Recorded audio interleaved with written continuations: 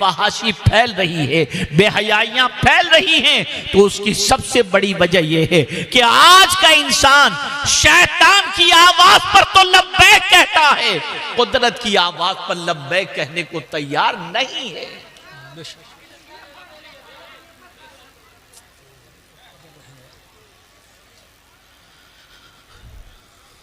मेरे प्यारे आका सल्लल्लाहु ताला अलैहि वसल्लम के प्यारे दीवानों, कान बहुत बड़ी दौलत है, बहुत बड़ी नेमत है।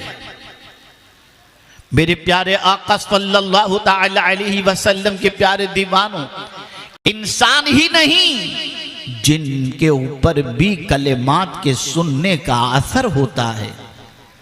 क्या कुरान नहीं कहता कि जिन्होंने जब रसूल आजम सल्लल्लाहु अलैहि वसल्लम से कुरान सुना तो पलट करके जब गए तो कहा उन्होंने जिन्हों से, समिअना कुरानन अजबा,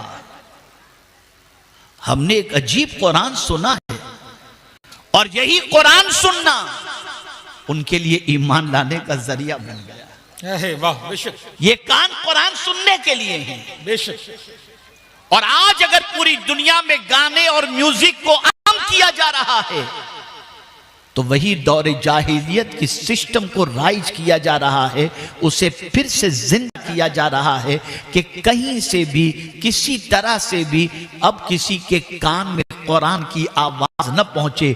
इतना म्यूजिक आम कर दो, इतने गाने आम कर दो कि लोग इसके अंदर मस्त हो जाएं और निफाक इनके दिल के अंदर पैदा हो जाए। उस दौर के अंदर क्या था? उस दौर के अंदर यही था कि जब सहाबा कुरान पढ़ते तो कुरान कहता है, वक़ाल लल्लज़ीना कफ़रू ला तस्मऊ लिहाज़ल कुरान।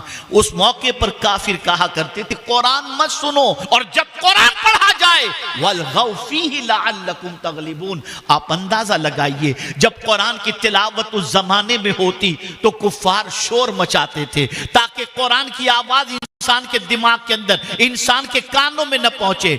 मैं आपसे पूछना चाहता हूं बड़ी मादरत के साथ, क्या कुफ्फार अपने मकसद में कामयाब उस जमाने में जिस तरीके से किसी हद तक हुए थे?